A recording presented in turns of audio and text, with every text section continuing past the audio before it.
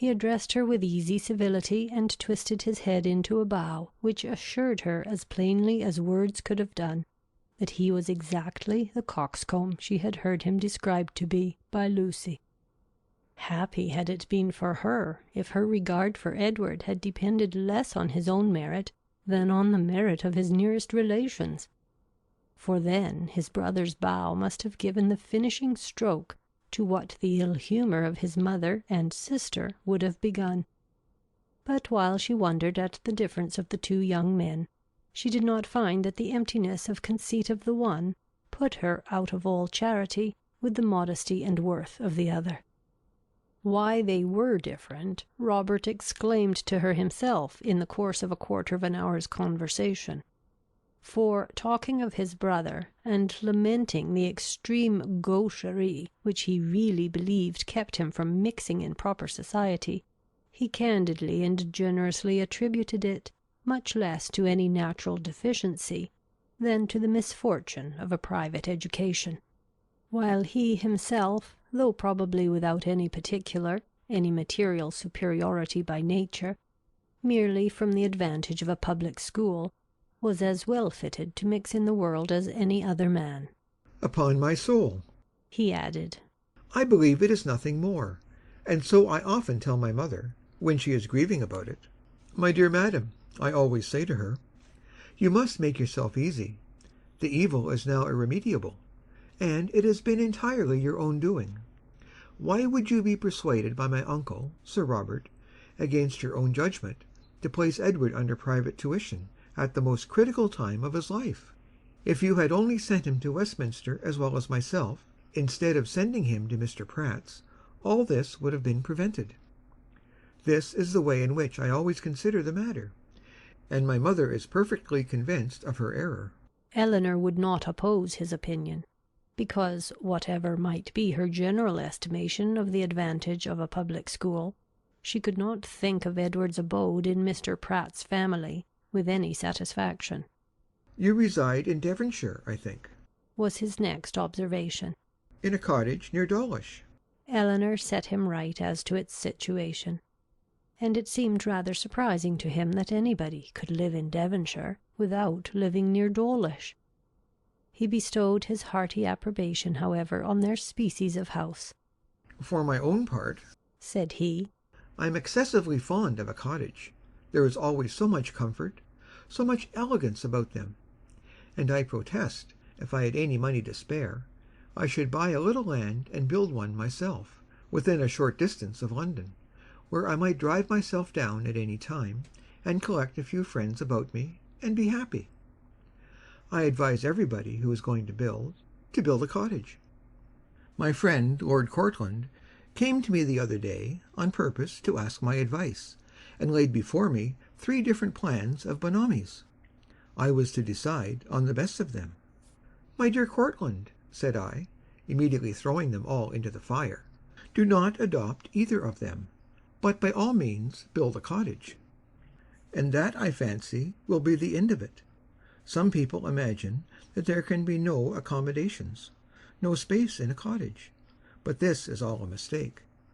I was last month at my friend Elliot's, near Dartford. Lady Elliot wished to give a dance. But how can it be done? Said she. My dear Ferrars, do tell me how it is to be managed. There is not a room in this cottage that will hold 10 couple, and where can the supper be?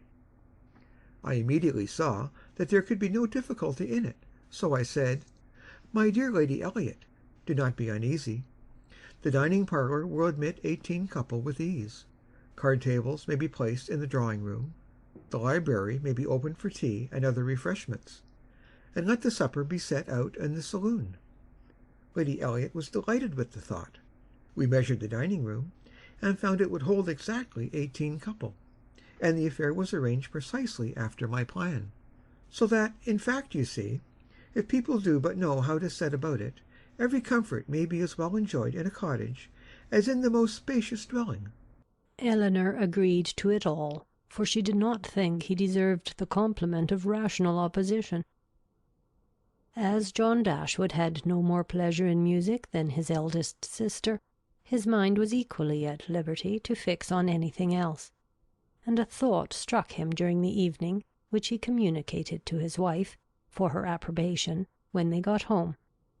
The consideration of Mrs. Dennison's mistake, in supposing his sisters their guests, had suggested the propriety of their being really invited to become such, while Mrs. Jennings's engagements kept her from home.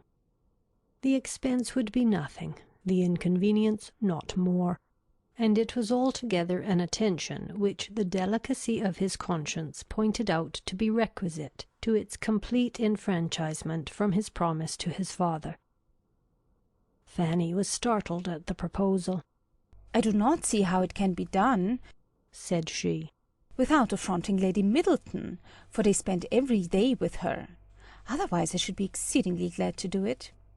You know I'm always ready to pay them any attention in my power, as my taking them out this evening shows. But they are Lady Middleton's visitors. How can I ask them away from her?" Her husband, but with great humility, did not see the force of her objection. They had already spent a week in this manner in Conduit Street, and Lady Middleton could not be displeased at their giving the same number of days to such near relations. Fanny paused a moment, and then, with fresh vigour, said, "My love, I would ask them with all my heart if it was in my power. But I had just settled within myself to ask the Miss Steeles to spend a few days with us. They are very well behaved, good kind of girls, and I think the attention is due to them, as their uncle did so very well by Edward.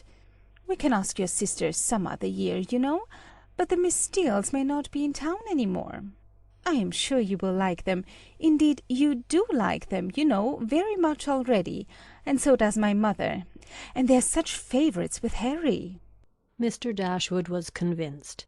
He saw the necessity of inviting the Miss Steeles immediately, and his conscience was pacified by the resolution of inviting his sisters another year. At the same time, however, slyly suspecting that another year would make the invitation needless, by bringing Eleanor to town as Colonel Brandon's wife, and Marianne as their visitor. Fanny, rejoicing in her escape, and proud of the ready wit that had procured it, wrote the next morning to Lucy to request her company and her sisters for some days in Harley Street, as soon as Lady Middleton could spare them.